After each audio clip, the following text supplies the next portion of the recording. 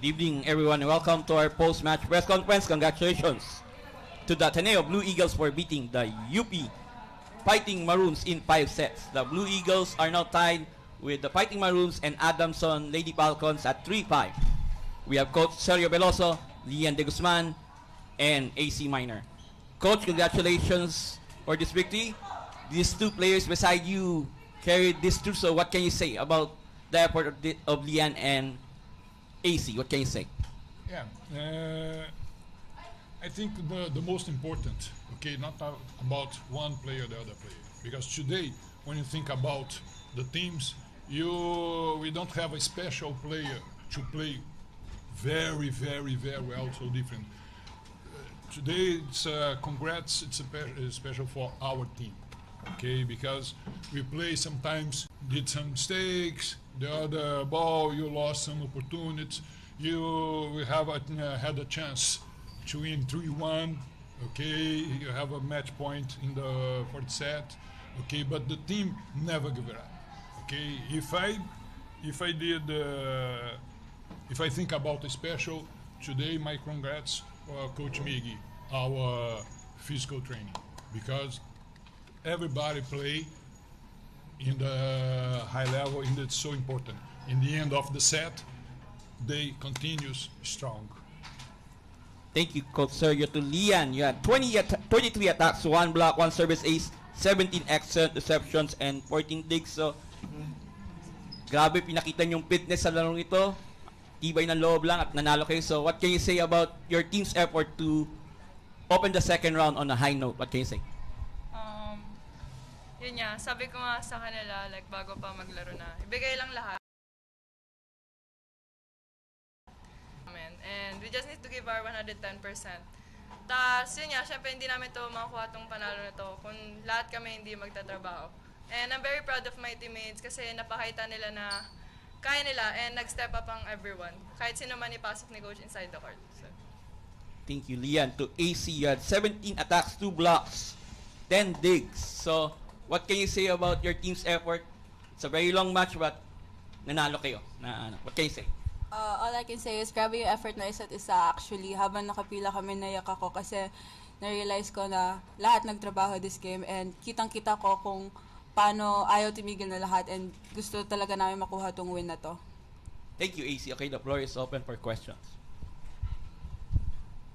For the two players, what can you say about the amount of growth that you see from yourself and from your teammates? Especially this is such a character-building win, no? Na parang talagang hindi kayo bumitaw. Ano na lang yung nakita nyong development in terms of yung mental, pagiging strong mind nyo ngayon this season? Siguro as a captain, nakikita ko sa mga teammates ko na ina-embrace talaga nila yung mga nagiging bagong role nila inside the court.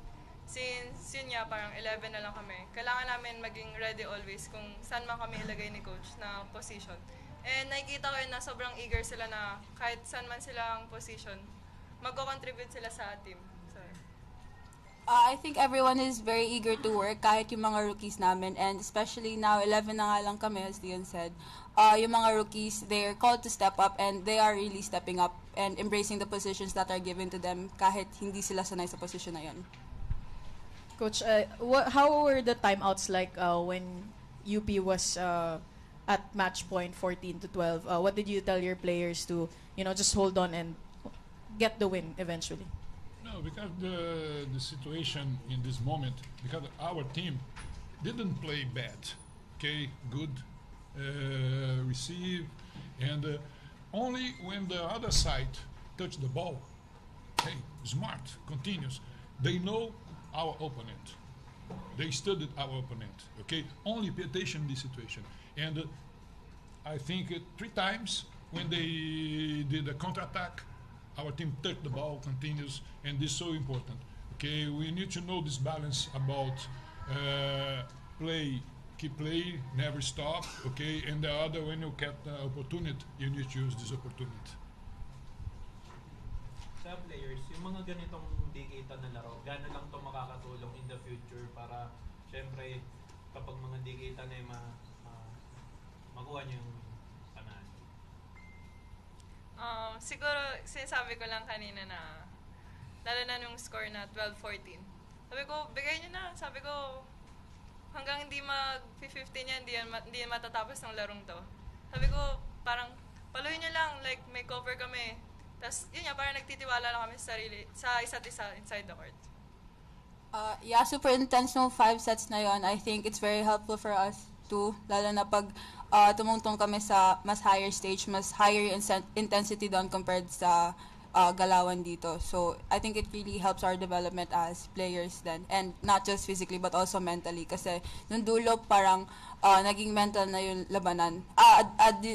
Kasama din yung physical, pero mas mental. Kasi pag pagod ka na, minsan nagsistop na yung thinking, but then persige kami na huwag tumigil mag-isip pa rin in the hard moments.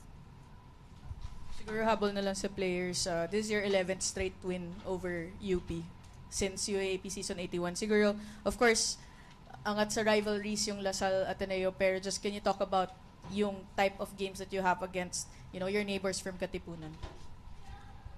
Siyempre, kada team naman, may iba-iba talagang like, laro, ganyan. And sa UP naman, ano lang talaga, like, tinitreat namin every team na kailangan namin mag-work hard. Kasi hindi sila basta-basta ibibigay lang sa amin yung game na yun.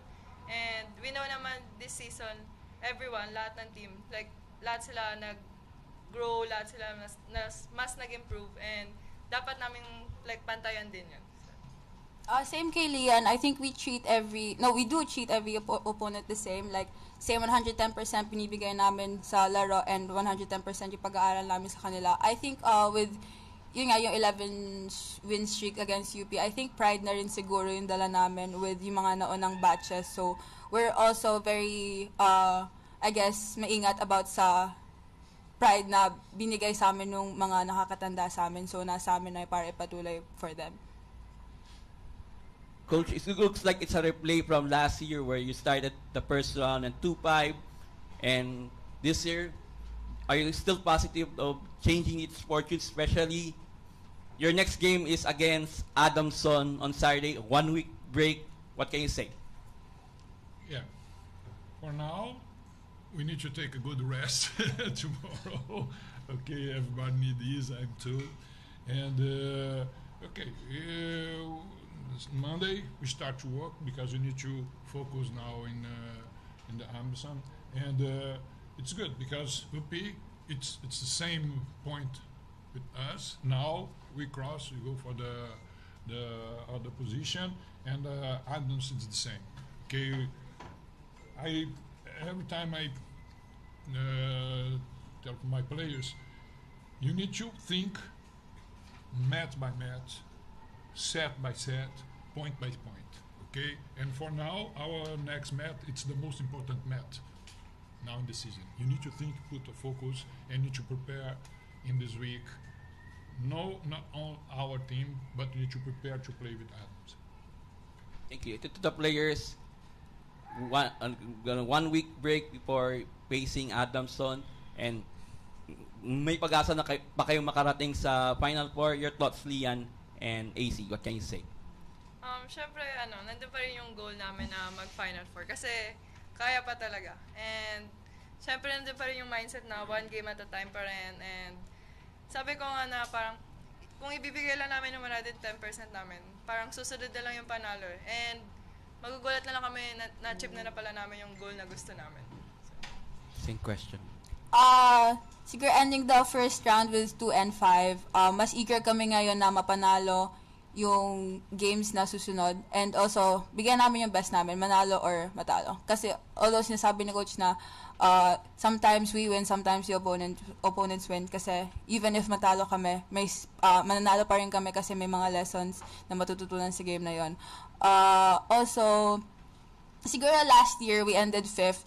So, coming into this season, na-realize namin na yung mga nakatalo sa amin nung last season, kailangan namin talunin na. Add pa yon yung mga tinalo na namin din nung last year. So, goal talaga namin is to get into the Final Four. So, we just take it 1 game at a time and then we go on from there.